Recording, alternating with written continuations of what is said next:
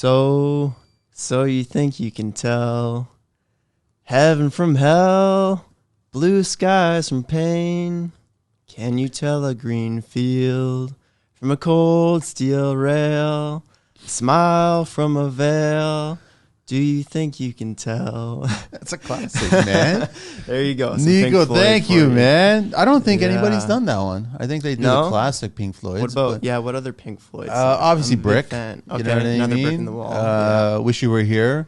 Yeah. Right? Like they'll do a few other ones, but that was actually nice. That was good. No, thank you. Welcome to the show, man. Nice to be here. Nice to see you, because I haven't seen you, I guess, since maybe the job site, right? Like when you just got started. Yeah, this was like before I got started, actually. Like because you were deciding on what you wanted to do, right? Yeah. How old are you now?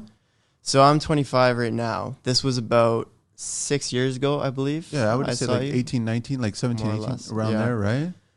Yeah, I would have been like 19, 20, just about to get into the actual trade, right? Yeah. At the time I met you, I was doing a pre-apprenticeship program, actually. Okay. So, I mean, you're connected. You know my dad, right? Yeah. Many years. And so your dad asked me, is there a way that, Nico can get on the job site? I was like, of course. You can come on the job site and shadow anybody, just right? Just to get some hands-on experience, right? And see what it's really like out there on the job site. I mean, and it was a great experience. Yeah, I'm really grateful for that. So I appreciate it. I paired you up with Barry Hopkins, which he's back in Ireland now. Yes. And obviously you got the Irish crash course of electrical training. But Barry's a gentleman, and totally I don't have a negative thing to say about him. And he's doing really well. And you got to hang out with him, right? Yeah, Barry was a great guy. Yeah. And I just remember him being very nice. And, he taught me a few things. He taught me, how to use a broom. Basic sparky things, which I quickly forgot how to do. But that's another story. So that's a whole rivalry. Besides the point, BS kind of bullshit. But that's why I was itching to get you in the show, because you literally have gone through. I don't know what I want to do with my life. I'm thinking I want to be this trade, and then the pre-apprentice, and then become an apprentice, and then get on a crew and start working with people. Yes. And now you're fully licensed, which is absolutely amazing, right? It's been a journey, which is good. That's why they call him the journeyman. Right? Yeah. So let me do the quick shout out. I mean, to reach you on IG is at Nico LABBE_, which is mostly about skateboarding. Yeah, I have a lot of skateboarding content on there, so it's not a lot of sparky stuff, but keep it about skateboarding, man. Just you're welcome to hit me up on IG and just check it out. And then let me do a quick shout out to Adam Gordon's T-shirt. I'm wearing his, which is Aurelia Group, a plumber, and it just by chance I just chose it. I'm not trying to create another rivalry between plumbers and electricians and shit like that. I'll wear every trade's jersey or T-shirt or hoodie or whatever. Yeah. So quick shout out there. Unleash your voice on the Construction Life podcast community. Are you passionate about the world of construction, trades, and all things building related? The Construction Life podcast wants to hear from you. Leave us a review, share your thoughts, insights, and experiences on your favorite podcast channel. Your review fuels our mission to create engaging and informative content for the construction community. Your feedback is the motor that holds our podcast together. Share your thoughts, rate us, and let the construction community know why The Construction Life is your go-to podcast. Visit our website and check out the nearly 500 tradespeople and construction professionals listed on the site. Connect with all of them. Check us out at www.theconstructionlife.com for additional content, behind-the-scenes exclusives, and valuable resources. Dive deeper into the construction world with articles, guest profiles, and more. Follow us on Instagram at TCL_The Construction Life. Follow us on TikTok under the same handle, and tweet us at TCL Construction. Subscribe to our YouTube channel, check out our link tree, and find exclusive discounts for listeners. Link is in the IG bio. Join the conversation on Facebook, the Construction Life community. And now over to you, man. Okay. So where do we want to begin? We could start why from did the you beginning. Choose electrical? Yeah, so it's a good question. What was on? What was on the table back when you were 19 years old? Like, what were you looking at? Because your dad's a building consultant. Yes. Like sustainability. Yes. And he's taught me energy efficiency a lot, right? And now he's teaching it, which is great. Right. Yeah. And so you get into electrical. Yeah, it's a little bit different. I mean, we're the ones making all the holes in the wall in the building envelope. So he's taught me well. But Yeah, so starting way back, I mean, when I got out of high school, I wasn't sure what I wanted to do. I was one of those kids that was a little bit confused. Did your parents kind of, not pressure, but suggest that maybe this is a path, this is a suggestion where there's a lot of options on the table? They suggested it was always an option. You know, I have 2 uncles. You know, my dad's family, he's a family of 10. So there's a lot of tradespeople in his family. Yeah. They're all from Windsor. And I've got 2 uncles that are both electricians. And I have my grandfather who's also an electrician. He worked for the GM plant in Windsor. Oh. So back in the day, he's got a lot of interesting stories about the old tools he used, everything, you know, by hand. But yeah, so they were definitely a bit of an influence. I knew that I liked working with my hands. I was definitely I'm not the kind of person that would enjoy a desk job. You know, I think a lot of tradespeople can relate to that. But it's funny. Here I am sitting at a desk. Yeah, right. Do you miss it? I totally miss it when I start getting into conversations with every trade and they start telling me about all the good, amazing little things that they're learning and the jobs that they worked on. And that's when I miss it. I definitely don't miss it when they start talking about I didn't get paid and I got screwed over and clients are doing this and that. Absolutely. I'm like, I don't miss it then. But yeah, no, it's good that we're having a conversation over desk instead of just being at a desk in a cubicle, right? Yeah. None of us are like that, right? Yeah. No, I mean, and you know, if I were to work in any office, this is a nice one. This is a very sweet office. But yeah, so I took a year off. Actually, so about the skateboarding, I used to skateboard a lot. I actually had a few sponsors. I got, you know, to travel around the world, competitions. I went to South Korea, Mexico earlier this year, actually. This was all for skateboarding. So I took a year off to do that, focus on skateboarding. And it is really hard to make a career out of skateboarding. But so after that year off, you know, I had some good times. And then I said, okay, so I got to buckle down. I got to figure out what I want to do. There was this OYAP program that was an option. And I knew that I liked working with my hands. I'm pretty mechanically inclined, so you know, I like problem solving, that kind of stuff. And I decided to go into electrical. I think electrical appealed to me because it was one of the trades I knew the least about, if that makes sense. I felt like there was the most, like there was a lot of unknowns and there was a lot that I could learn from electrical. Okay. And I'm not shitting on any of the other trades. No, it makes sense. It's totally, you saw it as more of a challenge. Like, I'm going to see what I can embrace in there, right? Yeah, yeah. So anyways, I did the year of OYAP, so Ontario Youth Apprenticeship Program. How was that? Was that a good experience? Yeah, it was a great experience. Okay. I had 2 amazing teachers, Mr. Han and Mr. Stavoli. Wait, Hank, did you just say Mr. Han and Mr. Spicoli? Stavoli. No. You know how close Spicoli. That is to Fast Times at Richmond High? Mr. Han and Mr. Spicoli. Wow, that's pretty close. Okay. All right. No, Mr. Spicoli didn't smoke near. Your dad's totally going to get that. He's going to get that if you've seen it as well. Fast Times at Richmond High. I've seen it. Yeah. It's a great Sean Penn, Mr. one. Hand, and the pizza. And, yeah, okay. Absolutely. All right. I'm back on track. So yeah. So that was a great experience. You know, I got an understanding of, you know, basic understanding of how to wire a house, you know, some basic electrical things, right? And then once I got a job, so the nice thing about OYAP is they get you a co-op after they connect school. You. And that's not every pre-apprenticeship program. Okay. Like the colleges don't do that. No. A lot of the private pre-apprenticeship programs don't do that either. So I got lucky. I got to go on a co-op. Got that experience on the job. It was amazing. I started off doing custom homes, like residential. They did a little bit of commercial too. Was it a small family-owned kind of business? It was a smaller business. Okay. There was maybe, you know, like 7-8 employees. Okay. Yeah, but they did big homes. It was very eye-opening for me, like working on these literally mansions. Like 10,000 square feet kind of thing? Oh, yeah. And, you know, elevators in the house, like tennis courts. So you were tinkering around with all kinds of electrical components, right? Yeah. Okay. Yeah, absolutely. Yeah. So, I mean, that being said, as an apprentice, you know. You see it, but don't touch it. Apprentice, I see it. Yeah. I'm not touching it and wiring things up just yet. But that was a great experience. After that, I moved on to the commercial side of things. So that's where I'm at right now. I do commercial, more high-rise kind of buildings. You know, that's where all the work is. Every at. floor kind of. Yeah, starts the same, there's that. ends the So, same. you know, you do your time as an apprentice for sure. Like every floor, it can be repetitive. And you can be stuck doing, you know, plugs and switches For a very long time. For a very long time. Or it feels like you a know, very long 50 time. plus floors. Some of these high-rise buildings are just massive, right? But yeah, you can get stuck there. I was lucky. I got moved around quite a bit, so that was nice.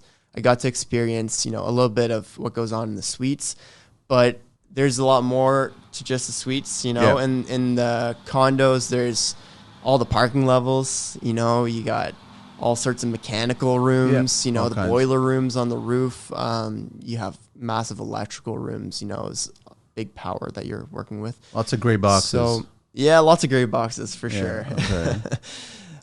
But yeah, so I mean, I'm enjoying it. Like that's where I'm at right now, doing the high rise. How was the stuff. whole? Okay, so then you went from the pre-apprentice, apprentice journey, license.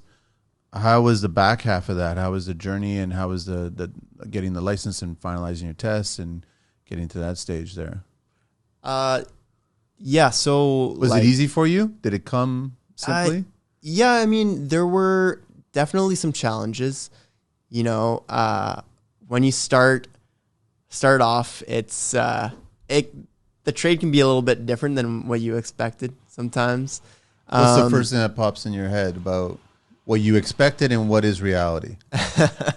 I would say the first thing that pops into my head was, you know, just the people that you're working with.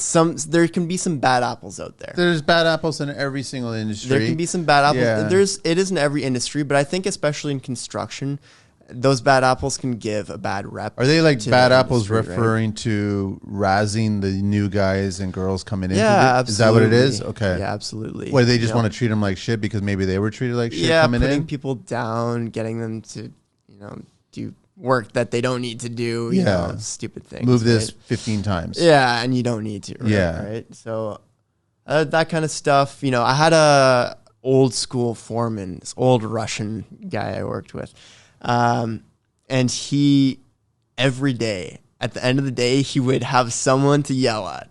It was like nonstop, right? So he chose somebody during the day? he just chose someone. I swear it was random because, like, you know, I would say I was a pretty diligent worker. You know, I started off doing the basics, right? So was doing plugs and switches, you know, for a solid few months there. Yeah. But you know, I think I was producing enough. You know, I was getting my work done. But he would tear into me as well, like anybody. Wow. Just about anything? Yeah, just about anything. Okay. You know how, you know, you got deadlines to meet. Of course. These foremans are under a bit of pressure, so they just let it go on the apprentices. But he was an old school guy. Yeah, this guy got lots of strong Russian accent. Oh yeah. Thick, hard so it to just made it that understand. much more intimidating, right? Exactly. Like he would try to explain something to you, and you'd be like, "So I'm in a John Wick movie like, right now, man. Leave me alone." Yeah, I gotta ask him like 5 times. Like, what did you say? Yeah. Which just infuriates them even further, Exactly, right? yeah. You should be listening to every word I'm saying. Yeah. Yeah, I get it. But it was tough love. You know, he, as much as, you know, I can say he was a bit of an asshole at times, he was a good guy too. But he educated you. He educated us. He liked to, you know, mess around with us, have fun. You know, he would buy us all pizzas on Fridays before the long holiday or long weekend. Yeah, so he was a good guy. Definitely respected his workers, and I respect him because he let me do a little bit of everything. He definitely moved me around. He didn't keep me in one spot. Okay. So I really appreciate that. But how many new electricians were on the site with you? Oh, Like brand new. Like, yeah, brand new. You weren't the only one, were you? No. Introducing Alt Labor Solutions, the game changer for contractors and laborers. Are you a contractor needing skilled labor or have labor in need of a quick shift? Are you a contractor needing skilled labor or have labor in need of a quick shift? Or how about buy, sell, or rent tools, material, and equipment? Connect effortlessly with contractors and find the resources hassle-free through Alt Labor's online platform. Post job listings with project details and choose the right person for the job. Alt Labor Solutions revolutionizes the labor industry with a user-friendly interface, secure payments, and a supportive team. Visit them at altlaborsolutions.com and start connecting with other contractors today. The site that I started at with this foreman, actually, it was pretty crazy. We had a crew. At one point, we must have had like 20 apprentices. Oh, so I'll just some context. There were 3 buildings going up here, so 3 high-rise buildings. So lots of work. We had a big crew, about 20 apprentices. For those 20 apprentices, we had maybe 4 licensed electricians. To guide 5 you. licensed electricians, yeah, which is completely like, Yeah. it's not right. It's not gonna work. Yeah, so I don't know if you know about this, but the ratio of apprentices to electricians used to be 1 to 1. Yep. So 1 apprentice for every 1 journeyman electrician. And then they changed it recently. And then they changed it recently because they couldn't keep up with all the new apprentices entering the workforce, right? And it was a big problem because these apprentices weren't getting registered right away, meaning that their whole apprenticeship was delayed. I was working with guys that were like in their 8th year as an apprentice, and they were, they should have been licensed years ago. The apprenticeship is 9,000 hours, which is about 5 years. And yeah, these guys were 8th year. So 3 years into their apprenticeship, they got registered, right? Just because of the ratio. Okay. So now that they've changed the ratio, it's gotten a lot better. What is it now? It's 1 to So 1 to 3. 1 to So 3, that's what I 1, thought it was, yeah. 1 journeyman to Okay. 3 apprentice. But then you guys had 20 and there was 4 there. Yeah. So I'm not gonna name No. any names, But I mean, like, they probably needed the workforce, but Yes. they needed also the leadership to Yeah. help the workforce. This is the problem, is like, this is a common thing among a lot of companies. This is not just the company I No, work I for. get This it. is a trade problem, an industry problem. Do you think, So, Nico, that yeah. most new trades are, I'm assuming electrical is probably top of the list. That's what most people are choosing to get into. Choosing to get into. It seems like that. It's got to be the top 3. It has to It be seems electrical, like plumbing, that. or HVAC. But I think HVAC, you got so many tickets, so it's harder. Yeah. And then, so I guess it's a competition between electrical and plumbing. And I get the sense that electrical probably has more people going into it, right. trying it yeah. out for the first, right? It seems like that, but I still think that the demand for electricians is especially high. Especially like where we're going, if we want to electrify the future, quote unquote. We could talk about that. Toronto's not a leader when it comes to electrifying the world or whatever. No. It's you might as well change the spelling of that city to brown. Like, it's just going to be brownouts, right? Yeah, But that's a whole other conversation. I wanted to ask you about out of that 20, did you see a fall off rate?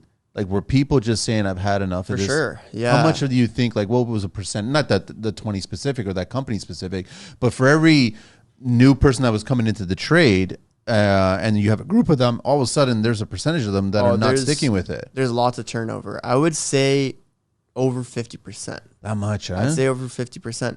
There was a lot of guys that we hired and let go, like, within 6 months. See, this is my argument with any kind of government programs, is that we're all hot to trot to get the numbers in there, to get as many people starting the trade and getting going. But nobody ever discusses how many are leaving. Yeah. I need to know, like, how many are leaving, because if we're not keeping them in the trade, then that's a bigger problem than trying to get them in the trade.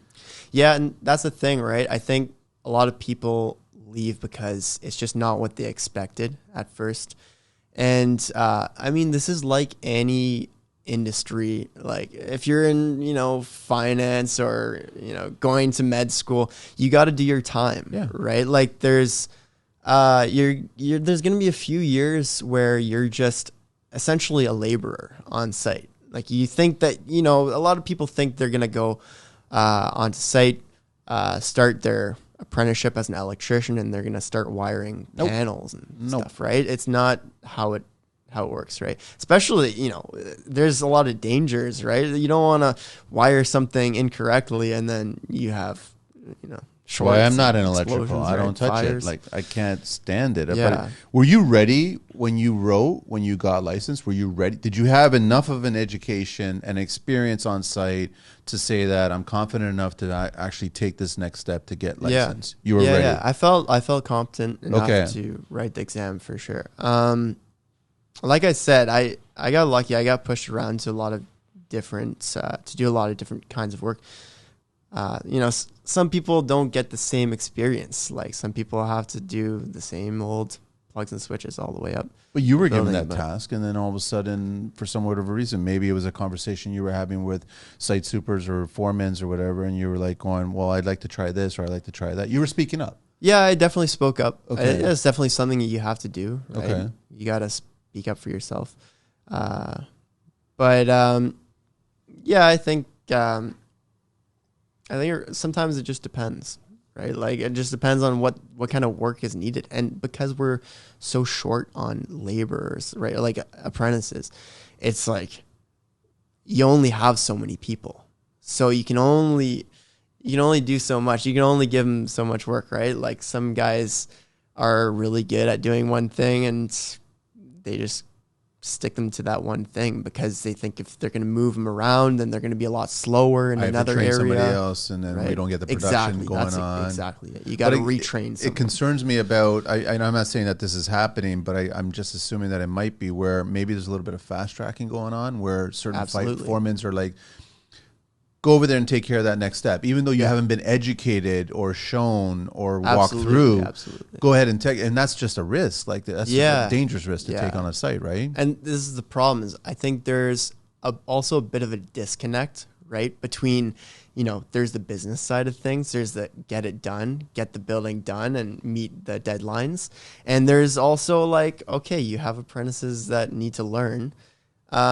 And you need to take some time if you want to, raise a good, solid electrician. And keep them in the industry. Yeah, and keep them too. Exactly. Right? And that's the thing. Like if you're with a good foreman or you have a good boss that wants to teach you, the apprentice will stay with you. Of course they will. They're going to be more loyal to you because your foreman's going to want to grow. The in. Business is going to want to grow. They're going to want to expand. That means there's opportunity for all these apprentices, but they want to see that too without it being verbally shared, right? Absolutely. Yeah. That's interesting. But I get the sense that that's where I go back to the fall off rate, where I'm trying to see how many people are not sticking with it. Maybe it's like there's that one big question at the very beginning where you have to decide on what trade you want to come into. And like you said, maybe it's not what I expected, what it was all about. So then I'm going to go and try another trade. But I mean, I think at some point getting into one trade, you're going to get a very good sense of what the industry is about. And then you also get a very good sense, depending on who guides you, on what the trade is about. Right? Yes, for sure. Yeah, and that is part of the issue. I think why I've seen so many apprentices come and go is because they didn't get the experience they were hoping for, right? They didn't get the boss that took the time and showed them how to do things properly. And so, yeah, it's not only that, but I think that a lot of people come in, especially with, electrical, they come in with a mentality that, it's easy work. Like you're just going to be wiring plugs and, it's, light work basically, right? It's not like really light work. I mean, there's a lot of complications, right? There is. I mean, but this is with any kind of trade. Like you got to move material around. Yeah. Like there is physically demanding on your body, right? I think that's one of the things that people are maybe a little bit surprised when they get into the trade. They start. Well, you guys are Are you guys at any given time when you're being trained, whether it depends on the stage, it doesn't matter. It could be pre, it could be apprentice, it could be finally getting to an employment that you like. Are you conscious of the numbers? Like, are you guys as a younger generation relating to what materials costing, time is costing, the business operation costing? Is that a part of the equation when you guys are being trained? I think it depends on the company you work for. If it's a smaller company, absolutely, like they're going to let aware you of know it. Okay, that this material is worth something, right? You don't want to waste it. But a lot of bigger companies, it's just they got money right now, especially like the condo industry. There's a lot of money going around, and people are spending millions and millions, right? It's there's not as much importance placed on material, saving material here and there. It's more about getting the job done on time, right? I would love to see a banker box of a specific condo tower, a high-rise build, and literally every line item of costs and profitability. Because I would love to see what I call the above the line, the executives that are selling the project's development costs and the big wigs, right? And then I would love to see all the smaller numbers, basically the workforce, and what those numbers are all like. Because, I mean, you're getting on a job site and sure, plugs cost this, switches cost that, running this costs all that stuff. Yeah. And then multiply that for every trade. Mm-hmm. But I still get the sense that you guys are underpaid. All the workforce itself, the workforce itself is underpaid in relation to the profits associated with the executives that are doing the development. And I get it that if we don't develop this property and we don't approve it and we don't get the committee and all that crap, we don't get it, then the workforce has no work. So without us, you guys are not here. So we should be compensated a lot more. But I would just love to see, because I'm assuming there's a discrepancy between these two numbers where it's not really fair, that there should be more given to the workforce and less given to the upper management, right? Yeah, for sure. This is something I know is happening, especially like in the industry, right? Where companies will charge high rates for licensed workers, right? But yet we have 20 apprentices on the site that are getting paid like a fraction. They're more than minimum wage, but it's not like they're getting paid $50 an hour, right? It's like $20. And then I'm assuming with the apprentices, you get no benefits whatsoever. With the apprentices, you get benefits. Oh, you get some benefits? Okay. Yeah. All right. You get benefits. Depending on what company you work for, obviously, like there's some companies that have benefit packages.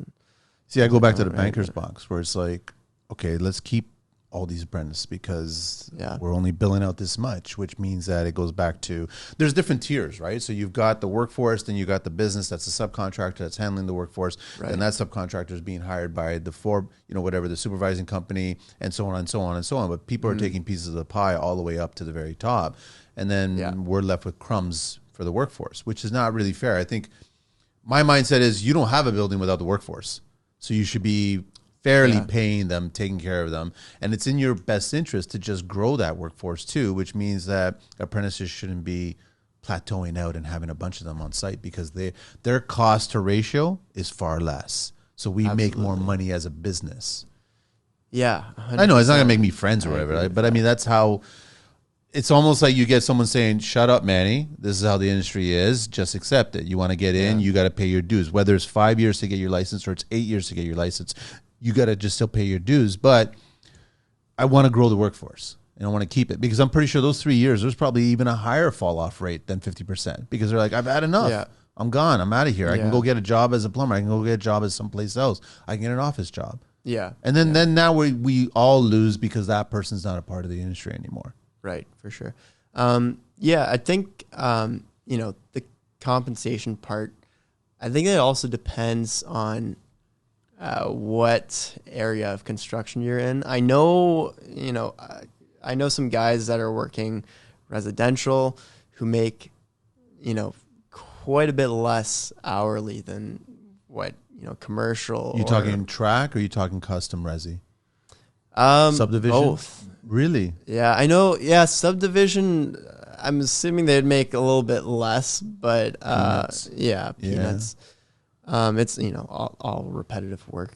Pretty easy to slap one of those together, but Since 2015, Groove has been built off the foundation of experience, innovation, and the continued desire to evolve how work is done even after the trade has mastered it. The people at Groove have more than 40 years of experience in the drywall and construction industry. Their commitment to both the growth of the company and the individuals Groove simply calls clients is unparalleled. Their mission is to empower builders, designers, and architects with the freedom to build on their designs, to encompass creativity in all of their projects without sacrificing quality, efficiency, or affordability. They accomplish this by providing production-focused solutions and design workflows that allow builders to overcome their construction limitations through drywall. They see drywall in a different way. Innovate, inspiration, integrity. Groove Industries.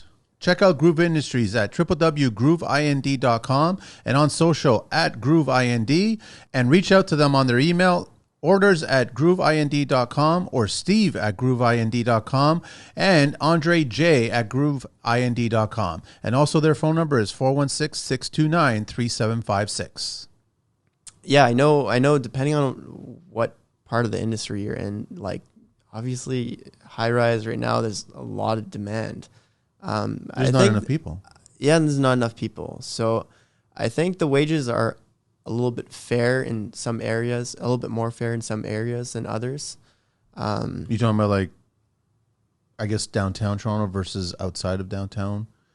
You're getting paid there's more? that for sure. Okay. For sure. Yeah. And this is another thing, right? Like most of the guys I work with come from outside of Toronto. Okay. I knew a guy that came from Grimsby and was commuting to, just to Mimico like every day. Whoa. Is literally pretty much across the Well, he's the lake spending right there. 90 minutes either way, like easily Yeah. an hour to 90 minutes either way. Oh, more. Yeah. Wow, it's insane. Morning and, after work. Depending on with what rush time in the hour. morning he would and then the rush hour for sure. Even if he was brutal. leaving at 2 in the afternoon, he's still stuck in traffic for a big chunk of change. But that just goes to show, right? Like the discrepancy and, people getting, there's not as much work outside of the city as there is, and definitely the pay is a little bit different. So you get a lot of people coming to Toronto just for higher wages, right? Now that you've achieved this, are you already starting to think of what you're going to be doing for the next 5 years? Yeah, I definitely There's conversations going on there? There's Yeah. conversations. I want to get my master's license. Okay. Right? That's going to allow me to pull permits and own a business if I want to go that route. And Have that so- option. You're not looking to go down that road just yet? Not just yet. I mean, I have to wait till I have my master's license. So in order to get my master's license, essentially you have to wait 3 years from the point you got your Red Seal license to challenge the exam, get your master's license. So it's a pretty long process, right? It's like 5 years just to get your Red Seal and then another 3 years to get your master's. I mean, it makes sense, though. You don't want to rush. You don't want to rush, right? Yeah. So, that's something that I'm definitely going to pursue. And there's lots of options. One thing that attracted me originally about the trade, electrical in specific, is, the fact that, I could go off, become an inspector if I wanted to. Yep. I could go the teacher route, become a trade school teacher, or I could own a business, become a foreman. There's lots of options out there, and I'm definitely, at the point where I'm considering these options. I think I also was thinking, teacher would be a cool opportunity. This part of one of my favorite things about the job is teaching the new apprentices. I really like spending time with them and showing them how it's done the proper way. Are you in the back of your head thinking, was I like that? Oh, yeah. I know I was like that, I definitely made tons of funny mistakes. The classic, like, crawling in an attic and then your foot goes through the ceiling. We've all done that. I made that mistake once, and I learned from it. So thankfully, Take a photo, post it, and leave it. That's Yeah, it. And do the drywall repair. Make a friend. Yeah. You're just giving work to the other trades, right? They should thank you for it. So You're not the first, won't be the last. Yeah, no, Yeah. totally.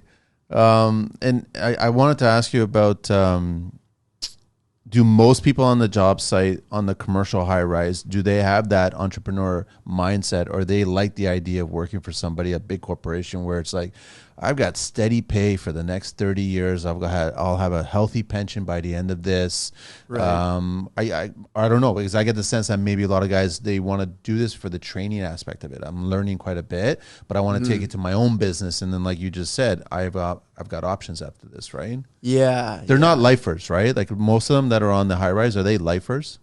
I think a lot of them are. Really? Yeah. Yeah, absolutely. I mean, right now the money's not bad, and people are Secure income. secured. Yeah, they've got a nice secure job. At least, there's work in the industry. The next 10 years, there's work in the pipeline, right? Toronto keeps on growing, but I think a lot of people are lifers, more than you would expect. Really, But and it's also the fact that people get comfortable at a job, right? It's not easy to make that decision and say, hey, I'm gonna quit my nice cushy job right now and start my own business and struggle for 3 years, 4 years, however Take long the risk, it takes to invest. It's a risk. What It's I've a saved risk. up for future, but now I'm like, let me take this risk. And Yeah, but that's it. You're investing in yourself, right? It's a different kind of investment. I'd love to find out, are you paying attention to the other trades in the building side of construction? Even though you're an electrician, you're going in there, you're part of a workforce, you've got your task, your scope, but are you still paying attention to how the structure was built, how plumbing is being run, how installation's being done, drywall's being done, fixtures being installed? Absolutely. Like so you're paying attention to all that. You're making mental notes. Are you engaging with other trades and going, can I ask you a question kind of? Oh, yeah. I ask Okay, questions all all the right. time. Because I just assume a lot of the younger trades would be a little intimidated about, I have to just survive my own trade in my own circle, but now I got to get into the pack of wolves that belongs to other trades, right? Right. Yeah. No, I think there's a lot to learn on a job site, right? Like, I mean, especially since I've been going through my own renovations, like, this is really important knowledge. Like, I use it at home. So, learning, tips and tricks, how to tape drywall joints. And there's so much out there, right? All the plumbing. There's just an infinite amount of So you might knowledge. as well. You're almost like in a library. Yeah. You might as well just like open up the books and speak to every single person and ask them a question. Yeah, Like, what's the worst they're going to do? Just tell you to fuck off and get out of here? Like maybe they will. Maybe some of those bad apples will. Yeah. But you'll find someone and be like, oh, well, who's this kid? And why is this kid Yeah. asking me all these questions? Well, maybe that guy's just motivated. The kid's interested in expanding his knowledge, which is what you should be doing on a job site, right? Absolutely. There's the bad apple out there, but I think that most tradespeople take pride in their work. Yeah. And if you go out and ask them, make the effort and ask them and take interest in what they're doing, I think they'd be, happy to talk to you and share They'll some answer you. knowledge. Yeah, they'll totally share it, right? Yeah, absolutely. Oh, People are mostly pretty friendly. Yeah, on that's the what I'm job. assuming, right? Especially as an apprentice, you're kind of like, like everyone's like, especially if you start young, like all these big men, like, Bumps and bruises, scars and on them. You're like, bruises, what the hell absolutely. did you go through, right? Absolutely, Like, yeah. I don't want to go through what you went through. Tell me what you went through so I can avoid it. Are you looking at the high rise because you're working on your own place, which is residential, home, and then all of a sudden you look at the high rise and it's like, they're so small and they're boxes and oh yeah, like they're bad. Not only is it small, but just the way they're built. The way they lay it out, design. The layout, like tiny bedrooms, like just meeting code, right? They're doing the bare minimum. This is like affordable housing, right? Yeah. They're just trying to slap these boxes up and get as many people, in a house or in a condo, right? But yeah, it's pretty bad. It's pretty bad. Some of the work I see, like just, baseboards that are made of MDF, like just brutal. Nailed on or glued on? No, they're glued on because it's all metal studs. Or how are they applying them? No, they'll nail Okay. baseboards. Yeah, but it's that, like, just the sloppy craftsmanship. I see a lot of hack work on But these. you're going these in on the condos. finishing stage too, right? So are you not? Yeah. So We're in all stages. Yeah, you're so- putting the final wall plates, right? Like it's, So yeah. you're, and the fixtures, whatever fixtures they are, or recess trims or whatever. So you're getting an opportunity to see how, and you also start at the very beginning where you're At doing the the very rough. beginning, yeah, I So see it all. you see the evolution of it, and it's kind of, I guess, just disappointing that this is what's being sold. Yeah. You know what I mean? A little box for over $700,000, right? And even if it was cheaper, I'd still would be like, I don't get it. Like, why does it have to be built this badly? It could be built better, right?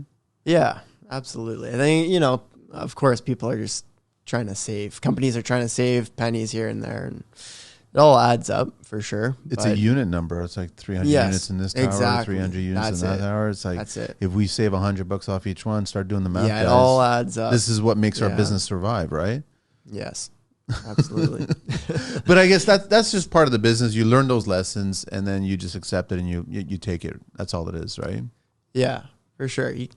I try not to turn a blind eye to it. I mean, I definitely notice, the work that's being done, but it is a little bit surprising. How is PPE with the new kids? Is it very strong? Everyone's conscious of it? I think it's getting better for Okay. sure. I do remember starting off, like, hearing stories of guys smoking cigarettes in attics, and just like absolute brutal for your lungs, and not taking care of their own health, right? And the safety squints, all that kind of stuff. Yeah, right? yeah. But I think people are getting better. I still think it could be better. People don't take their health as seriously as they should. That's for sure.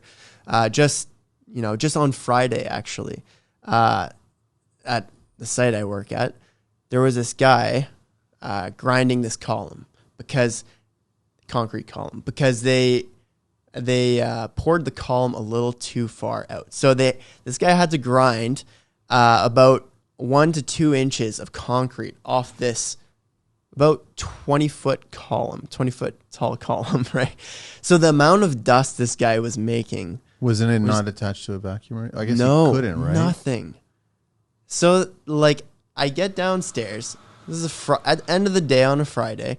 This guy's grinding, and it's right next to where we all meet up. Before we all meet up, make sure everyone comes down and safe and ready to go home. Yeah. End of the day, and it's just dust everywhere, hanging in the air. And like, I talked to the guy, and he obviously doesn't understand. I think there's some people just don't understand the long-term effects of. Did he have a respirator on? No respirator.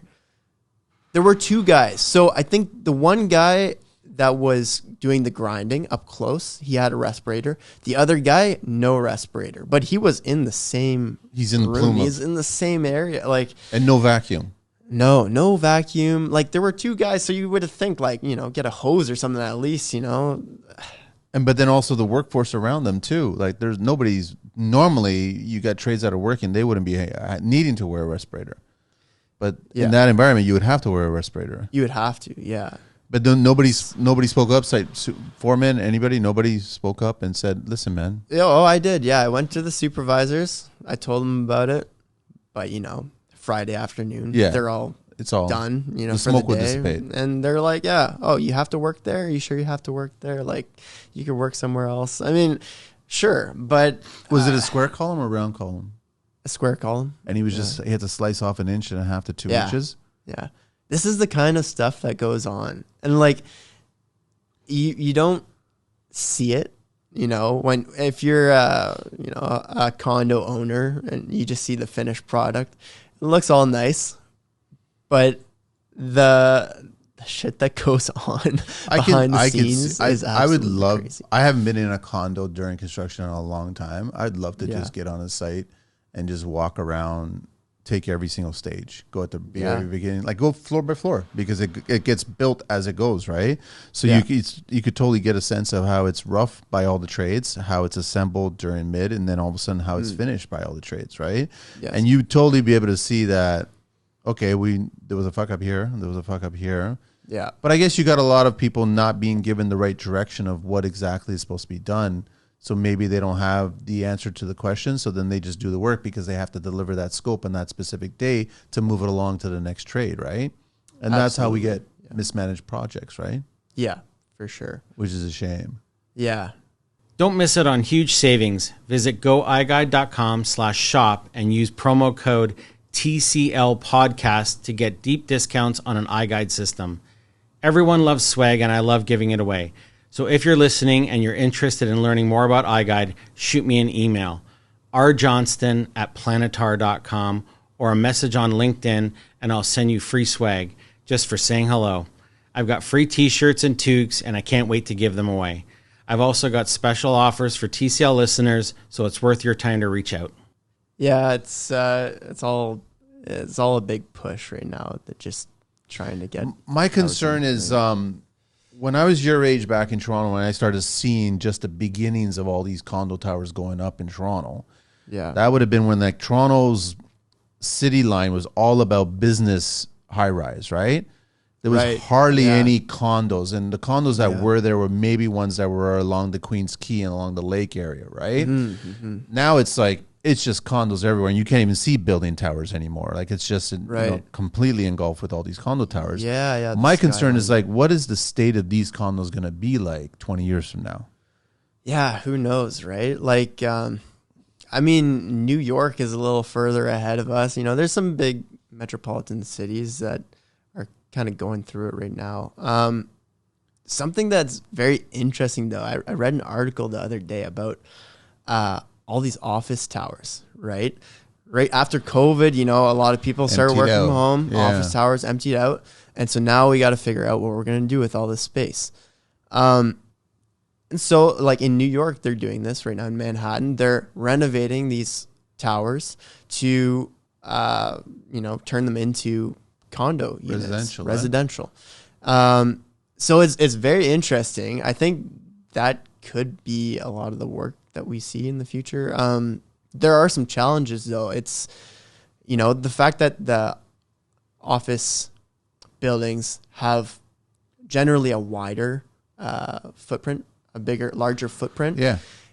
It's a little bit less convenient to fit smaller, affordable housing, right? Affordable condo units all around the outside, right? Because, dwelling unit needs so much light, right? So you can't just put a dwelling unit in the middle where there's no light. So they're running into these problems. Not only that, but it's all the plumbing, right? Like you're gonna Swiss cheese that entire building. Oh yeah, upsize all the drains, all the supply. Because everything office wise was always just designed as a kitchenette. It was never designed as a kitchen, and definitely, unless you're certain towers that are certain businesses at certain levels, you might have executive suites that have 3-piece, 4-piece showers, right? Right. Those are far and few.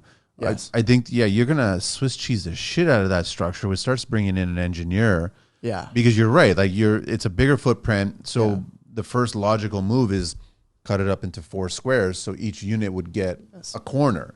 So you get enough light coming into the unit. But now you've got to get accessibility from the elevator and stairs and entrance into each of the units. Yeah. But now you've got to lay out 2-bedroom, kitchen, that whole thing. And you're like, you're going to literally chop up every single concrete floor, which it's going to be, I could see it happening, but I could see it happening on a premium level. Yes. Kind of how they started converting churches. Yeah.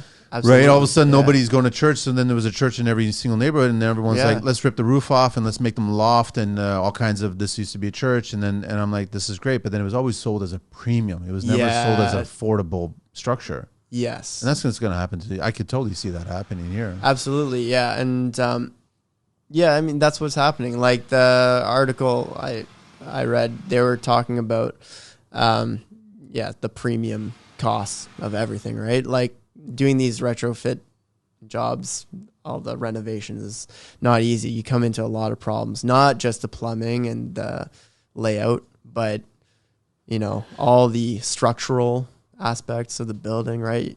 Like you said, making Swiss cheese in the building, you're compromising the structure too. You ever read the wording on certain buildings that are coming soon? Yeah, coming soon. And they start listing all the many building benefits, All the amenities. like, well, not so much the amenities, but like, you know, the efficiency of it and the building sustainability of it, right. and all these things. And you're like thinking, it's like, but that's how all buildings should be built. Like that's my mindset when I read these marketing tag and they're using these key words, right? Right. It kind of bugs me. It's like you walk into the grocery store and then there's a health food section, and you're like, isn't the grocery store supposed to be all health food?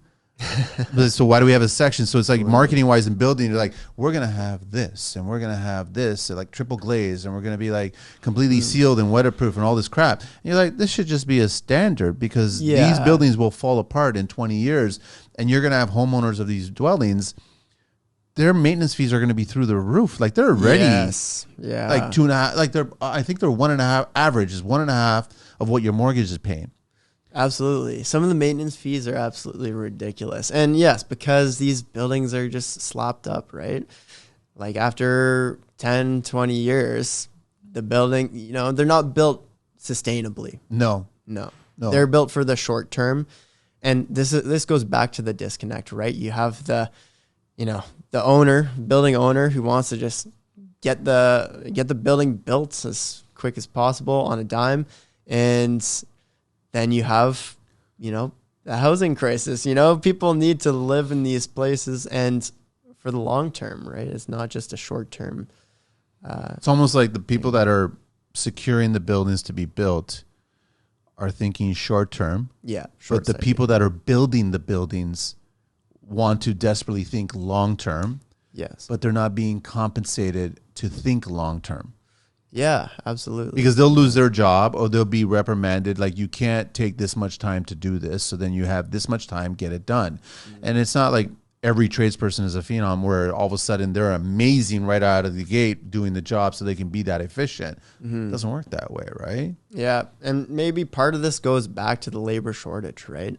If you only have apprentices and maybe a few licensed guys on your team, how much, you know, good quality work can you do? You're really trying to just do the bare minimum and get the work done is what I see. When you got started, Nico, and you started navigating online about where to get the information, was it easy for you to find the information, like to discover OYAP and navigate through that, to discover, you know, what you were required for an apprenticeship program, and then also get into as a journey and find, like, was it easy for you to basically use the digital platforms that we have, or do we need more of those to help the younger generation easily navigate through this?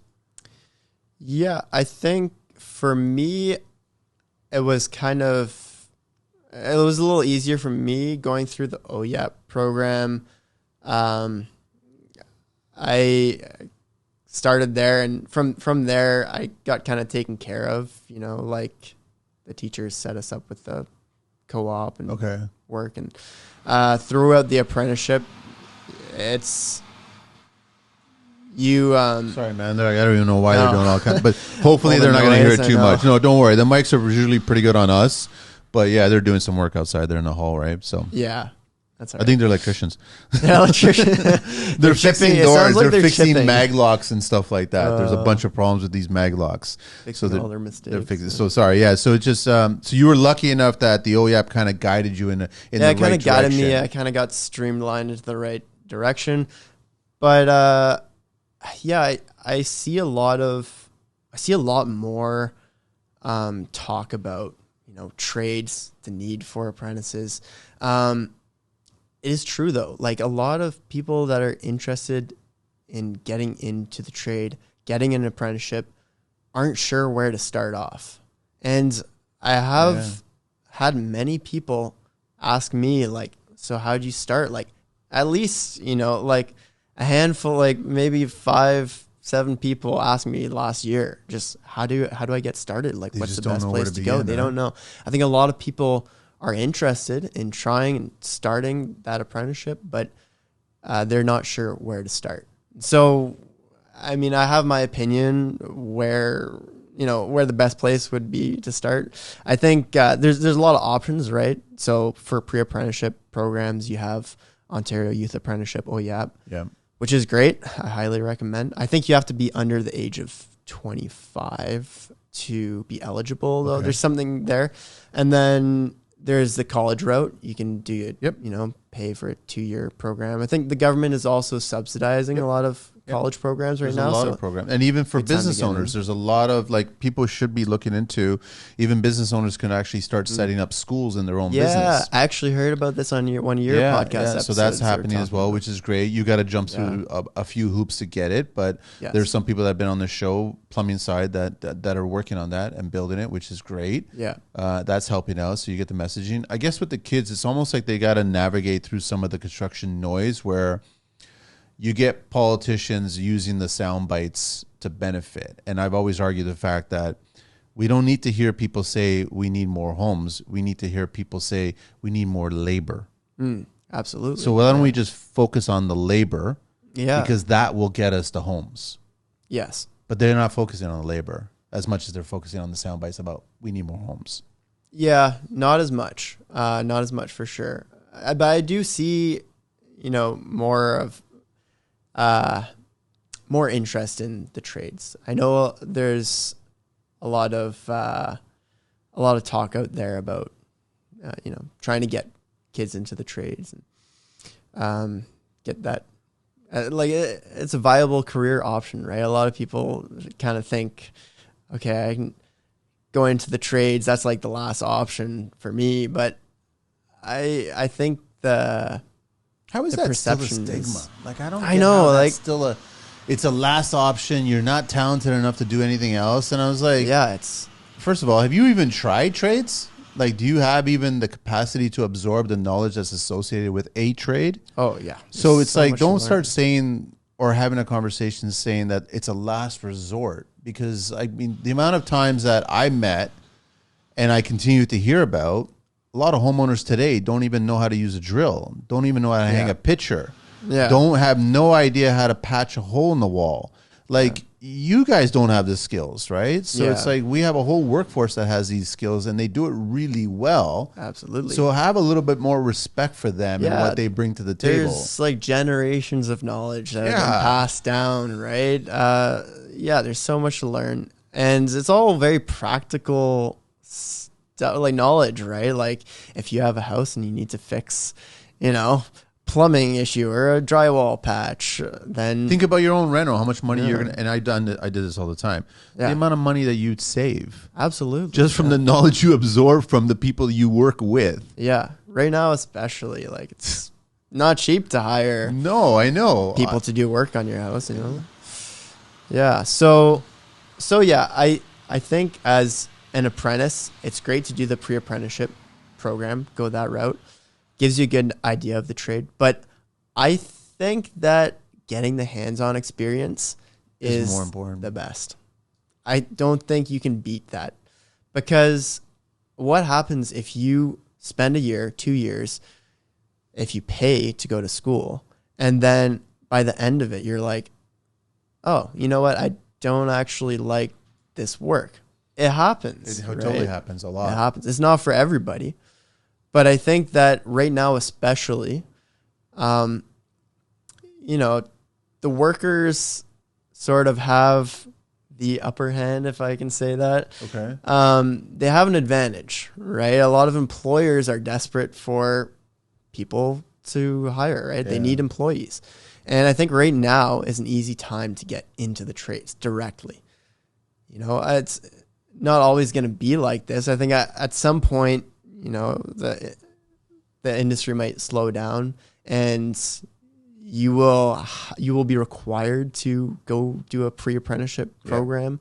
Right now, it's like the perfect time. Just find a job site, walk on with your tools and boots and, a If you hard got hat. the right attitude, someone will take you on. Right attitude, be interested in learning, ask questions, and show up on time.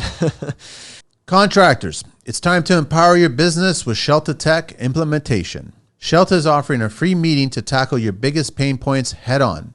Their goal, to develop a custom company app that's built just for you, solving your pain points, streamlining your processes, making your workday smoother. Here's the scoop. There's a $15,000 digital adoption grant available, and Shelta is an expert at helping you secure it. This isn't just funding, it's your stepping stone into a new era of digital efficiency. By your second meeting, you'll get a tailor-made company playbook, a software prototype designed with your input, project tracking, real-time budget management, and daily logs, all integrated into a single app. It's tech that works for you, not the other way around. Shelta isn't just offering tech, they're offering transformation. Join the community of 93 subcontractors who have already stepped up their game with Shelta Tech. 2 meetings, countless opportunities, ready to make a move? Visit shelta.app. Let's pave the way to smarter, tech-driven future. Shelta Technology, custom tech solutions for the modern contractor. Would it benefit you, because I've mentioned this on the show before, where I'd love the government to start a program where it's like mentor and apprentice, right? So you get older trades that are out of the game or close to getting out of the game, and instead of that 1-to-3 ratio for a journey, you also include a mentor, and that mentor's job is basically to guide those 3. And because we've got a whole workforce that is doing nothing, and they want to still be on a job site, but they don't want to be doing the work. But they have all the knowledge in there, right? Yeah. So I think that there should be a government program that pays these older trades to guide these younger trades the right way and not be frustrated and not like razz them and not do all that crap, but literally just guide them on like, okay, you've chosen electrical. This is what I'm going to talk to you guys about. And they're basically just 3 little cub bears with mama bear kind of thing. And they're just hanging out with this person 5 days a week, and they're learning so much more that I think that will just retain these kids. They will not leave. More kids will hear about it. They'll want to be a part of it. I want to find a mentor now. I want to find a mentor, because they'll guide you the right way, right? Yeah. I think it's actually happening on the job site right now. I know some guys that, they're supposed to, or they were planning to retire, a few years ago, but they stuck around because the company wanted them to teach the younger guys, the new generation. So they see the value in that. And they see the value in that. Yeah, absolutely. So I think it's already happening. Which is great. Yeah, it's a great idea. Yeah. But I just want more money from the government to give to the trade search, right? So much money is taken away from the trades, right? Between, WSIB, and then if you ever get into a business ownership part of it, you're going to start to see a lot of money go out the door, and you're like, all your insurances and everything, you'll be like, holy cow, how am I making add up? Yeah, absolutely. Right? Yeah. Would you, what else? There was another point here that you brought up. Yeah. Well, you know what? That's interesting. What are your thoughts on the future of trades?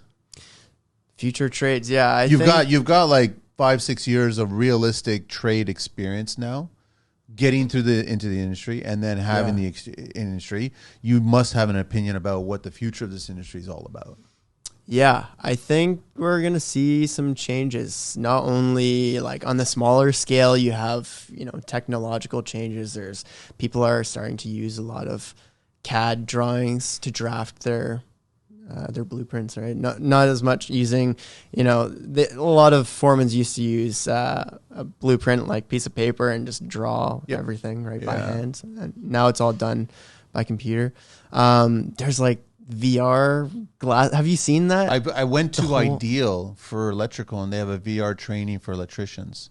Okay, so there's a training, but have you seen the VR glasses where basically it lays out the whole mechanical system for the building, like all the HVAC, the plumbing. You're walking in on the floor before work starts. Exactly. And you throw on the goggles, and you're seeing exactly where everything's supposed to go. You can see the future, how things are going to get laid out. It's amazing. Wow. Right? So there's some cool stuff. Technologically, there's cool stuff like that. How would that work? So you're standing there, someone else is going to mark it on the actual floor? How would it work? It's more about seeing the finished product, like how everything's going to be laid out. So, if you're a plumber and you need to run your drain this way, then you can see, oh, there's going to be a duct there. Like maybe or vice versa, I think. So everyone's going to be walking around with VR goggles and just doing their job. And I don't know, it's a little bit out there, a little bit futuristic. No, but I can see that happening. Like, it kind of makes sense, right? Absolutely. And then that's when the younger generation is going to embrace that technology. They're going to see, like, this is totally cool. Yeah. Yeah. Like the company I work for, they had a guy go around and teach most of the foremans are a little bit older, not as technologically savvy as some of the younger guys. Anyways, I know one of the guys who's super good at AutoCAD, like take some courses. And so he actually, his job was just to teach the foremans how to draft, on AutoCAD, right? So yeah, there's some changes in that sense. But I also see, I don't want to bring it up again, but electrifying the future, right? Like there's a lot of electric vehicle chargers being installed. Like it's going to happen, right? And all the infrastructure that needs to be updated for that. An electric vehicle charger draws a lot of current, and if you only have a 100-amp panel, you might need to upgrade that, right? So as far as I know, you can't have an electric vehicle charger if you keep your panel 100 amp. Yeah, you need to upgrade. You have to upgrade it, right? So there's going to be a lot of these issues, right? A lot of work in that sense. Which is going to be like, I want clients to understand that, okay, listen, technically it's a free market. You can buy whatever kind of vehicle you want. Mm-hmm. You want to go internal combustion, do that. You want to go EV, then do that. It's fine. Yeah. But don't listen to government pushing certain agendas when they're not letting you know about all the costs, because you go through this and you'll know this, right? Yeah. You want to upgrade, you want to go from 100 to 200 amp, and you want to get it prepared for whether it's an EV or if it's for a pool or if it's for whatever, right? Hot tub. You might have to replace the meter base. Yes. That's an extra fee for the material plus the install of the electrician doing the work. You're upgrading you might have cables. to upgrade the conduit because it's only an inch or an inch and a half or whatever. It has to be 2 inch for you to run it, right? So it's like, sure, you can say, well, the government will give you X amount in rebates to do this EV, but electrician will get on site and the conditions are so poor that we have to upgrade everything. Yes. And then that's going to be just more costs associated with it. Yeah. There's a lot of, hidden costs that you're not expecting, right? But yeah, it is the way we're heading. Like, have you heard about the EV plant in Windsor? I know a few people that are working there. Yeah. And I'm still upset that it's being built by taxpayers' dollars. Yeah. Because it's benefiting Chrysler. Yeah. It's a Chrysler plant. It's a Chrysler battery plant. Yeah. But at the same respect that they're building this state-of-the-art EV plant, battery plant, you're getting people not buying or wanting as many EVs. So like Ford can't get rid of their EVs now. You're stockpiling EVs now. So it's like, sure, Chrysler wants to get into the game, but when the market is not buying it and there's problems, and we're in a country like Canada, out west, man, it was like 2 weeks ago, it was minus 30, right? Yeah. Like that's going to affect the charge. I don't care which battery it is. Yeah, it's true. So now you're having to charge longer, which consumes power, and now you have to... Yeah. The technology is getting better, though. Motors are getting more efficient. And they are, but you know what? If all this time and effort and talk and political agenda was focused on the internal combustible engine, we could make that much more efficient, and we wouldn't be consuming as much fuel at that point. Yeah. And there's also the whole argument. I don't know why people still don't talk about hydrogen. Hydrogen was a viable option 10, 20 years ago, whatever it was. The Germans were doing it. BMW was doing it. And it was working really well. But the government at the time didn't want to create the infrastructure for all the connections for the hydrogen. And I'm like, it's spitting out water. That makes more sense to me. But... yeah, for sure. No, I get it. But Toronto's bad. Whenever I go downtown Toronto, I see all the above ground subways, streetcars. Yeah. Right? For Europeans, trams or whatever. Like... Toronto's a bad city for preaching the future because they've done such a bad job of the past. You know what I'm saying? Like it took 50 years to get our first subway line. That was Yeah. 50 years of government talking about what we should do. You had bigger Yeah, I cities know. that were near us, like New York and Chicago, Yes. that are already building all the subways. Way They ahead had of us, yeah. way back when labor rates were reasonable, way back when you had a huge amount of workforce, immigrants coming in, wanting to work. They Yeah. needed to work. And then Toronto was like spending 50 years just peddling the political agenda. Should we do this? Should we do that? And what do we get today? What's our subway line like? Crap. Yeah. And then we get streetcars. Now we're waiting on the LRT. It's gonna be LRT is another still few waiting years. They on, can't- and then you got streetcars that their roadways now have to be ripped up every 8-9 years, I think, or even less then. So you rip them all up again, and I'm like, why aren't you building these tracks to be less frequently ripped up? permanent, yeah. So it's like we're not leaders in this. So it's you can go the EV route, that's fine, it's great. Yeah. You want to have an EV lawnmower, that's fine, it's great. I'll keep my 2-stroke. I'll keep my push button start engine. I'll Yeah. keep my motorcycle that's combustible. Like I'd rather go that route. I don't want to be calculating math when I'm driving of how far I got before I basically to charge die, again. or I got to get off the highway to just drive on the side roads so that I'm not consuming it. I don't want to be doing that. Absolutely. Yeah, there's some limitations to this, right? But yeah, and also there's other, ways to go for get that greener future, achieve those goals. But some stuff like building houses properly with I was just gonna insulating say, and how about we build the home better? Yeah. And the amount of savings that we would have from Yes. the least amount of consumption of energy. For sure. That makes Agreed. more sense to me instead of Huge. continuing building the crappy way that we are building, Yeah. and then trying to get more cleaner energy. Yeah. So I just, I just started renovating my basement. I decided to go with 2 inches foam. Would you do sheets, shiplap, and tape them? Yeah, Suprema XPS Yep. foam. Anyways, foam on the floors and on the walls. Before and after, a dramatic difference. Right now, the only thing I have heating my basement is the presence of a boiler system there. I don't even have like the heat running through the radiant concrete? floor lines. You're just And- getting the ambient from the boiler itself. Ambient from the boiler, and my basement is sitting Toasty. at 20 degrees. Because That's what's all the you calculation, Nico? I think it's like 60% of your heat loss comes from the basement slab. The slab, yeah. Because from Earth, It's right? Surprising amount. So Yeah. you stop that 60% loss. Yeah. You don't need to heat that area. Yeah, it's huge. Absolutely. So the house that you got was a boiler or was rads, right? No, originally it was forced air. Forced air? Oh, so you actually changed it to a boiler. Changed it to boiler. What are you system. doing on the upper floors? It's a bungalow. Okay. I have radiators on the upper floors. Basement is all in floor heating after repouring the slab. So yeah, I mean it's nice. I gotta say the boiler system, the hydronic system, having those radiators is pretty sweet. Like I wasn't really able to wrap my head around the way the boiler system, like the radiators, give off heat. Okay. It's kind of a weird idea, but it heats up the objects in the room. It's a different kind of heat. Rather than forced air, you have hot air blowing into the room, right? With the radiators, it's a lot more comfortable. It's, Healthier. Yeah, it's healthier. It's nice. So then, like, why aren't we building subdivisions with boilers instead of instead of forced air? It's a good question. They're a lot more efficient too, right?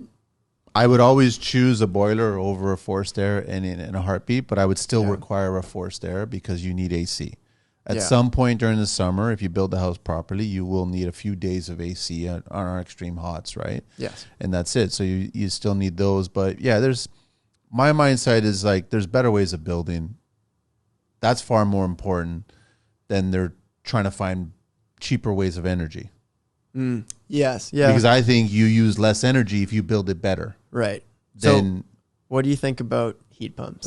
we just had this on another show. I can't stand heat pumps. They're useless. I don't Okay, agree we with can't them. get into that. No, We don't like, have do you to agree get with them? Do you into think that they're beneficial? Like they work for a house? I think they're beneficial up to a certain point, right? Like, the There's always a the subtext coldest to- day Yeah. in the winter, it won't it won't supply that demand load that you need.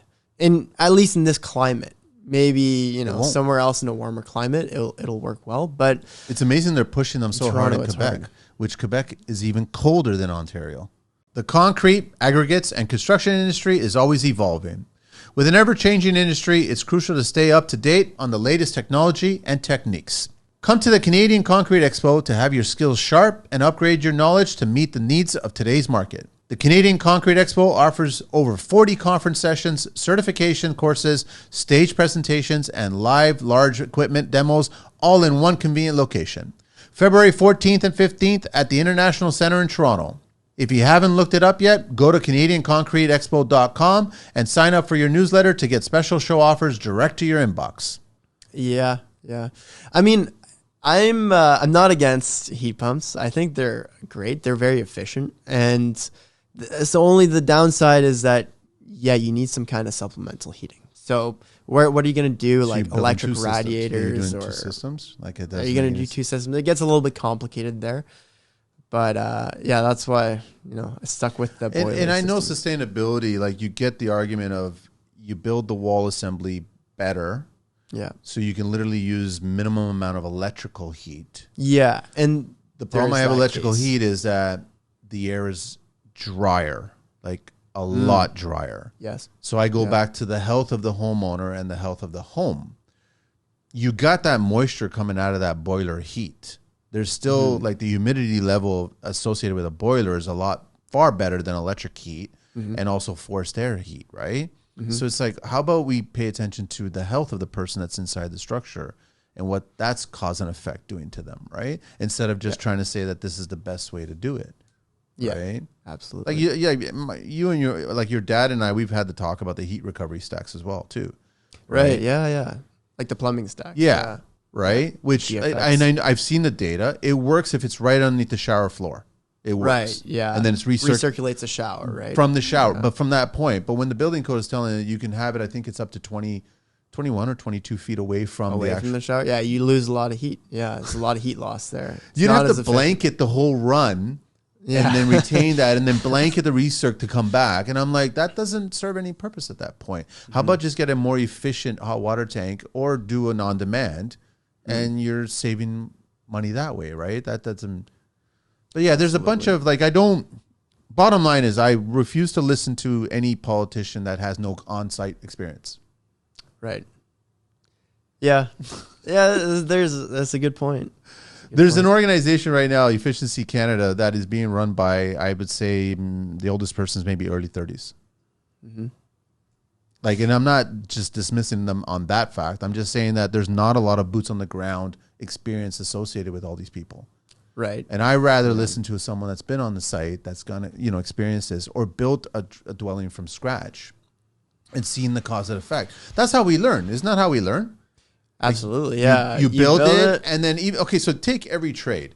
You can take all the top 3 trades, and the way you run wiring for a panel, or how you set up datas, or you're setting up all kinds of accent lighting and stuff like that. It's all by experience. And back in the early days, it would have been like guys were running fluorescent tubes for an accent lighting of strip lighting with a plastic housing on it. Now what is it? It's a 19 mil extrusion where it's like embedded into the drywall. Yes. That's all by cause and effect experience. Same with plumbing, the way it's all designed. I disagree with, if you have more than, what is it? And plumber's going to correct me on this. I think it's something like if you have more than 5 gallons of water coming out of your shower head, you have to upgrade to a 3-inch drain. And that's a commercial application. And I'm like, I disagree with that. You don't need a 3-inch drain to get that volume of water coming out of that shower and down the system if you have it properly vented and put together, right? So you could have 17 gallons of water and it's not going to pool. It will never pool, right? Yes. But then the building code says this. And I'm like, okay, fine. The lawyers are the ones that write building code, not builders. Builders have a say in what the lawyers have written. Yeah. Because it has to be written by lawyers. Yes, yeah. Yeah, it goes back to that trade knowledge, right? Gets passed down by generations. Is right? extremely valuable. And plus you guys are walking around the job site figuring out the next real thing. I want to listen from you guys because you guys are seeing how a condo unit is being built.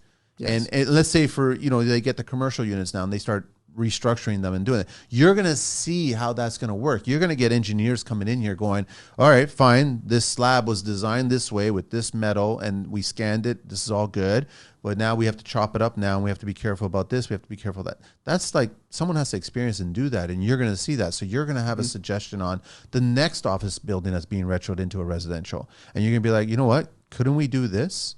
Or I read an article from the Middle East that built a building similar to this and they did this. Couldn't we get our knowledge from other countries and other ideas instead of whatever the political agenda is of the day of the month? You know what I mean? Yeah, absolutely. And, you know, there's plenty of other countries that are doing things far better than us. than And that's we why I are. say we are not leaders. Unfortunately, we are not.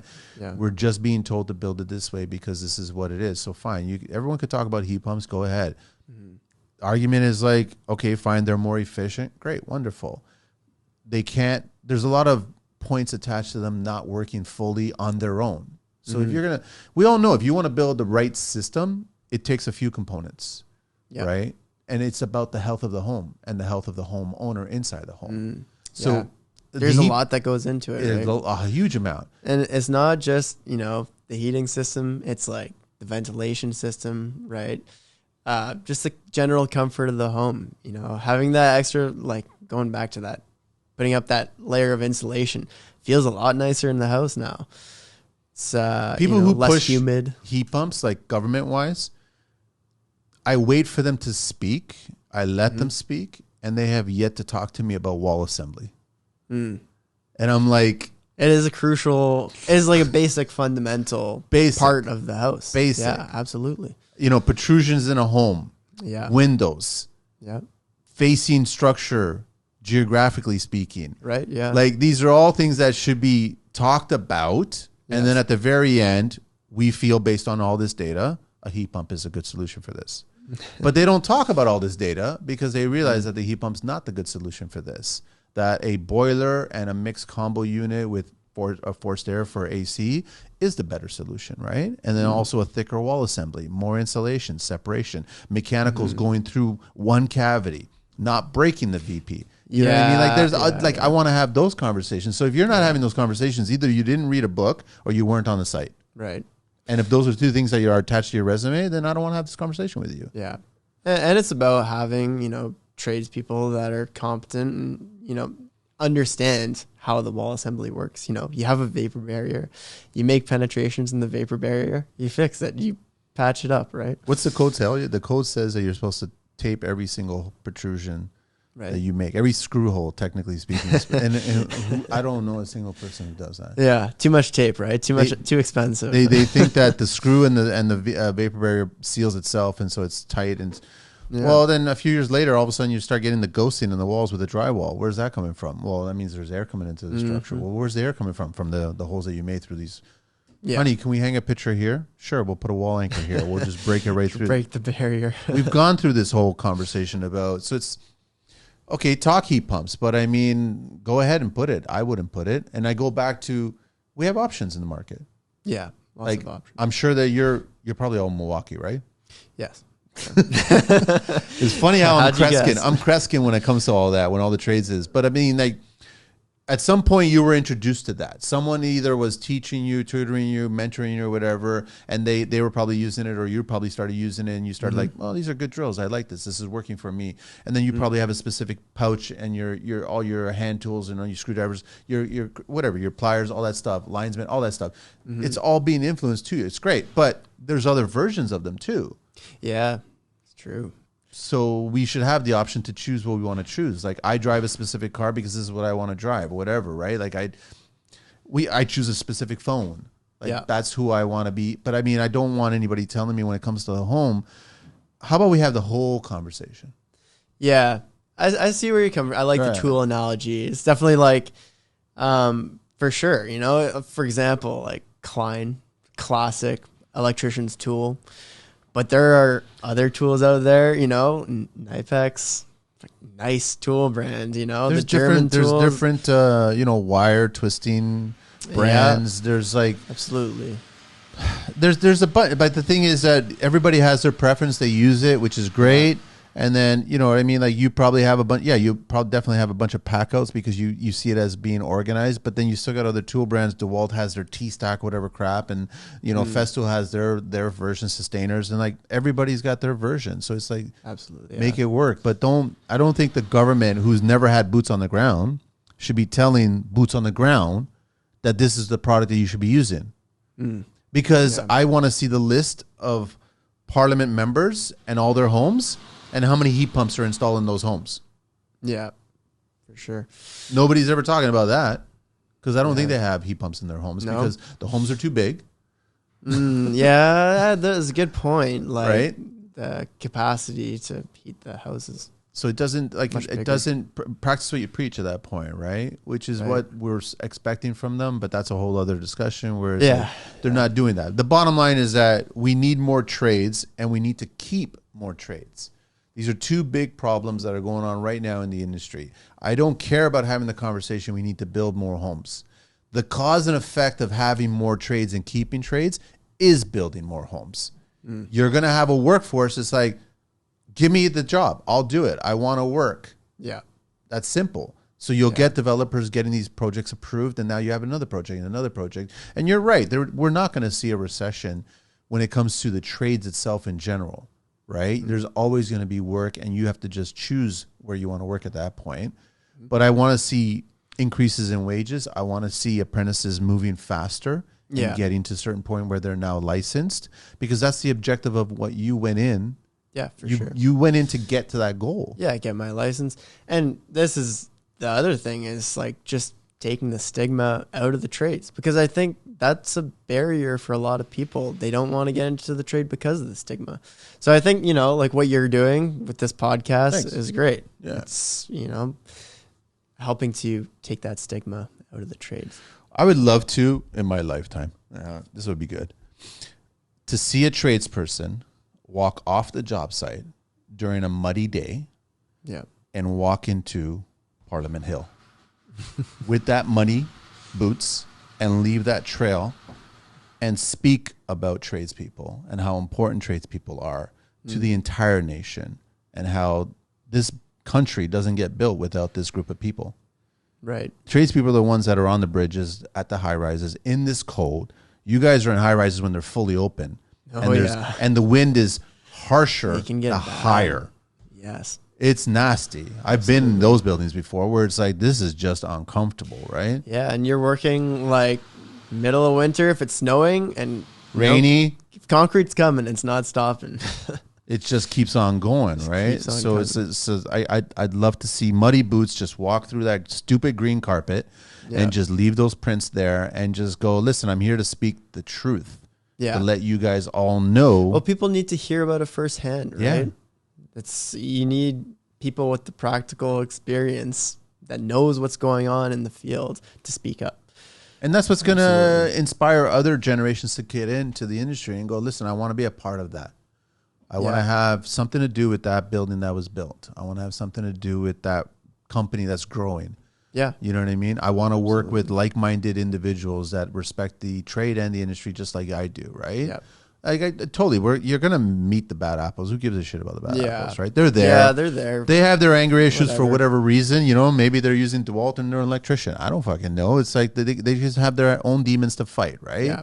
But that's just part of it. Yeah. I wouldn't let it get to you. If you're getting into the trades, don't let it get... If he calls you a name, who cares? I don't give a shit about that, right? There's that whole part. But, you know, we could also focus on the nice side of the trade, too. What did you learn today? You were here for 8 hours, 10 hours? You learn something new every day. I'm still learning every day. And, you know, asking questions, other trades. There's always people to learn from. Not only that, but, you know, the community is nice. Like, you're working with other people to build this project, right? And by the end, it's gratifying. It's satisfying to see your work is, you know, complete, and you know you did a nice job, and on to the next one. Don't ever forget. Look back. Yeah, don't ever forget that at some point there was a team here standing on ground, on soil. Yeah, and now you're on the 20th, 30th, 100th floor, or whatever, on concrete. It is amazing. It's like, it seems like an impossible task, but year after year, month after month, you slowly get to that point, right? It's one floor at a time, one, little piece at a time. It all gets put together. The National Heavy Equipment Show is back and taking place April 11th and 12th at the International Centre. You're invited to Canada's largest heavy equipment showcase with a massive display of equipment and service. Thousands of professionals come together from the nation's biggest industries, such as road building, infrastructure, landscaping, snow removal, and beyond. Watch one of the interactive demos or check out the gravel pit, a whole building full of aggregate, crushing, and screening equipment demos. The National Heavy Equipment Show, April 11th and 12th. Register online today for free with promo code NHES2005. Find full details online at nhes.ca and be sure to follow on Facebook. Yeah, it's very satisfying. I would love to see more of the younger trades, and I think the older trades should do it too as well, just like stop and smell the roses kind of mentality. Yeah. And just realize that this was a pit at some point. Yeah. This was just a sign saying coming soon. Yeah. And now it's a structure with people moving in and families starting their first house, could be their second dwelling or whatever, right? And it's just like you're providing building history for all these people coming in these units, right? Yeah. It's nice to physically see your Yeah. work being built, right?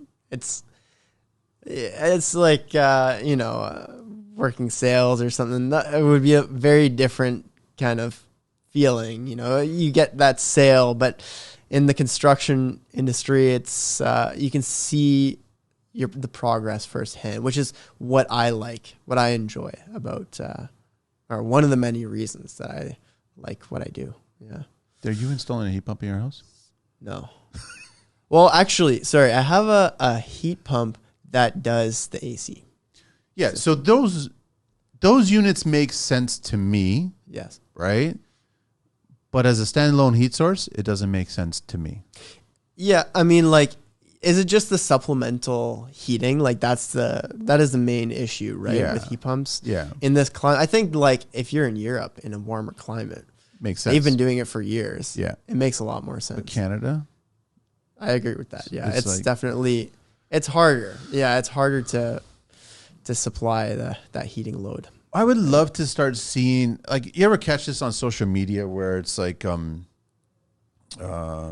this is the start of New York. This is what it was first called and all this other shit. Like, it was just dirt, right? Like, this was... Yeah, sure. Yeah, the before and after. And I see these kinds of things and what it's become, which is amazing, but it's taken so long to get to that point. Yes. But Canada is so vast. And it's like, why aren't we getting developers going, you know what? We can start a new Toronto right here and just start building there and getting people, because we got so much land.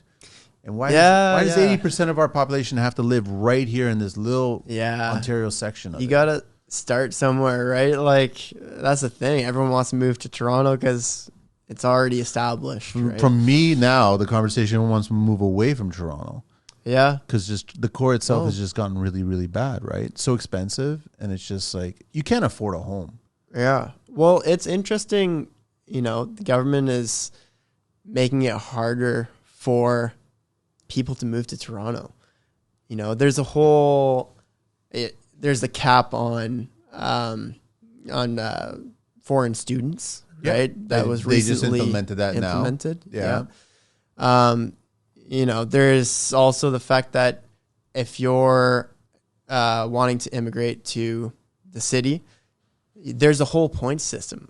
And this is something that I just learned about a few weeks ago, is that to immigrate to Toronto, you need, let's say, 500 points versus if you were to immigrate to, Newfoundland, Nova Scotia, you would need less. And the point system is based off of your schooling, your age. Canada's trying to recruit a lot of younger people under 30 because of that older population, right?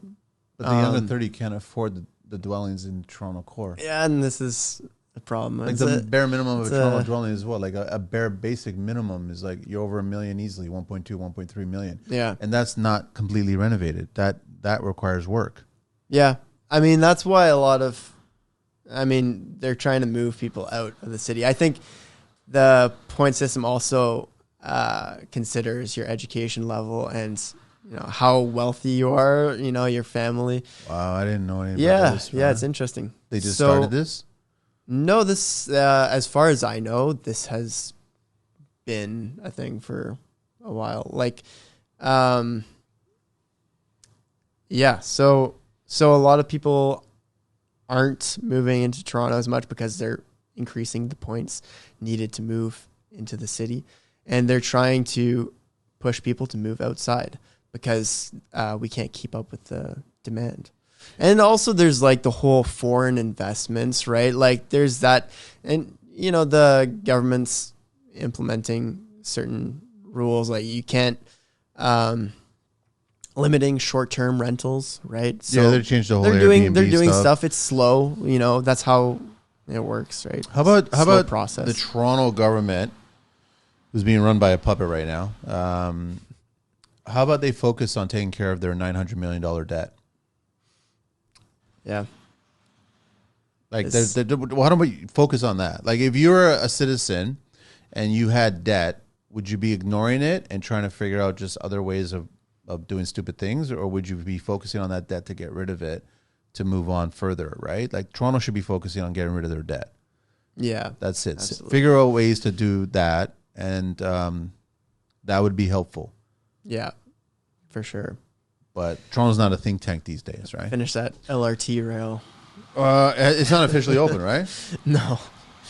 And I love those construction jobs because you can just keep on charging more and charging more. Yeah, that's charging another invoice, There's a another disconnect invoice again, right? And the amount of money that was wasted on that, and let's see what that's going to increase and how that's going to work. But I don't think it's going to work really well. I don't know why we're not pushing subways. Like, I don't understand why with today's technology, with tunneling, and concrete companies that have amazing products that are prefabricated tunnels, like, let's start digging, man. We should be far digging ahead. and like tunneling through and just getting movement under the ground, right? Yeah, I agree. The transit system in Toronto is the worst, so hard, and it just contributes to congestion on the vehicle side, right? Yeah, that's just a pain in the ass. Nico, I got to do the 12 questions. Ready for the 12 questions? Sure. What is your favorite construction word? Skyhook. It's a good one. What is your least favorite tool? I'd say a chipping gun. Hearing that noise, and I'm a little bit scarred from days of working on concrete jungle gym and doing my time having to chip pipes and stuff like that. It's not fun. The vibration, you can feel it right now. Yeah, right? Yeah, I hate that tool. The passion. What construction sound do you love? When you're cranking a ratchet.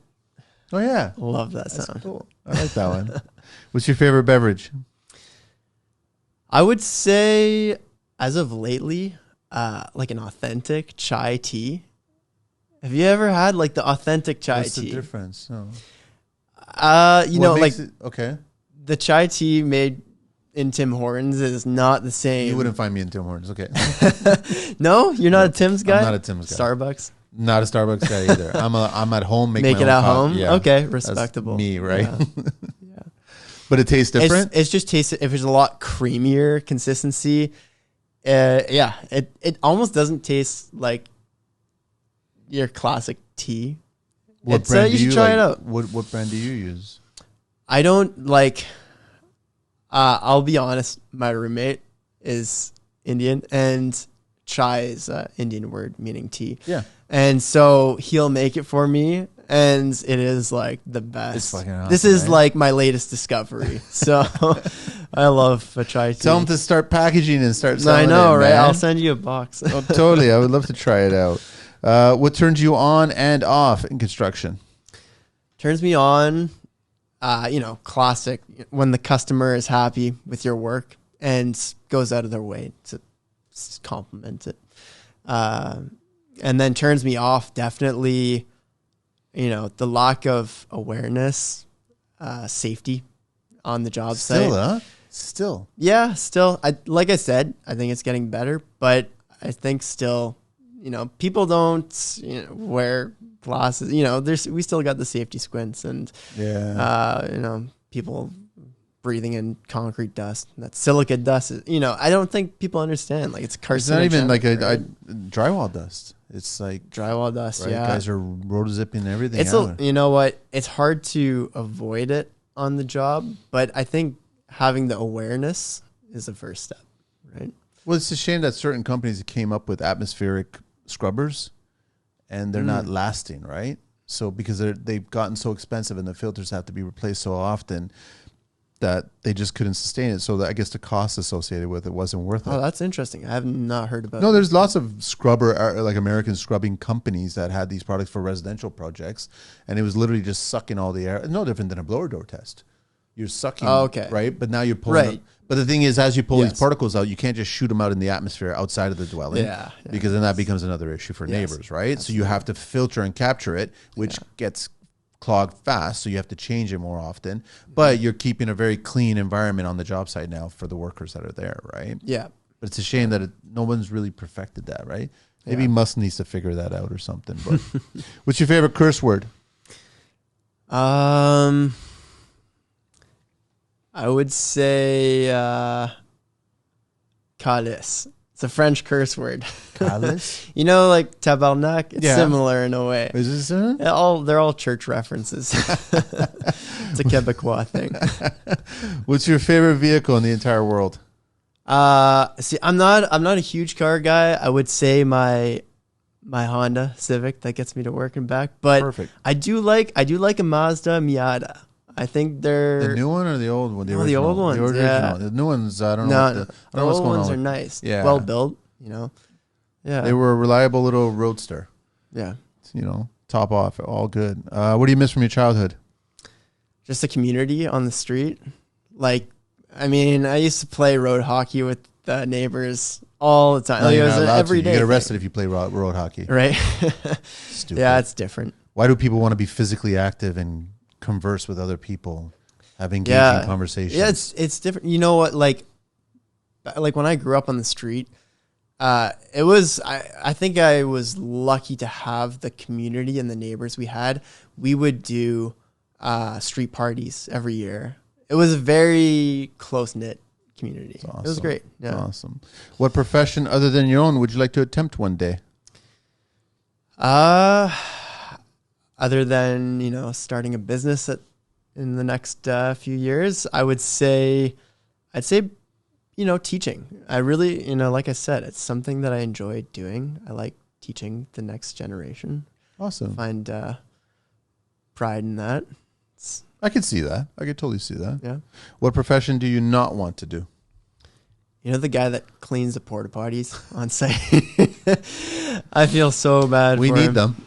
Yeah. It ain't gonna be a robot one day. I don't think it's gonna be an AI guy showing up or something. Maybe it might be, or maybe it'll be like just stacks or picks it up. Yeah, no, I respect those guys. It's hard. Very much. It's hard. Last question: if heaven exists, what would you like to hear God say when you arrive at those pearly gates? It's a good one. I would like God to say that I did a good job. And that I impacted people's lives. I think if I've done that, I've lived a successful life. Nico, it's good to see you, man. You're doing well. I love that we met when you were just starting out and trying to figure out what's going on. And then I pointed you towards somebody and I go, here you go. I got to give my thanks, obviously, Manny. Thanks for, inviting me to your job site. Yeah. I did it all the time. Was that Palmerston? Was that? That was on Euclid there. Euclid? Yeah. Okay. Yeah, right, that was, So it was and your dad was on there and guiding me with just to do certain things and that. It was an older dwelling and there was lots of issues, of course. And then he just said, here's some options. This is what we can do. This is great. We can go this. And it was great. So it was educational for me. And then he brought you up and I said, for sure, come in here and just have a conversation with it wherever he wants to. So great experience. I encourage anybody that has a business and any kids, reach out to business owners and go, listen, can I just come and shadow and just be on the site and I'll bring my hard hat, I'll bring my safety boots. Yeah, don't be intimidated, right? I'll sweep the floors. I don't care. It's just pay attention to what's going on around you while you're sweeping. So, no, I'm glad. And now you're licensed and you're going to go on your way to master and then probably get to teaching and convincing others, right? We'll see what happens, man. But it's great to see you. Thanks so much for coming in and making the time to do it, right? Yeah. Thanks for having me. Amazing podcast. Thanks, man. That's it. We're all done. Painless. It's all good, right? Great. Thanks, Nico. Angelina.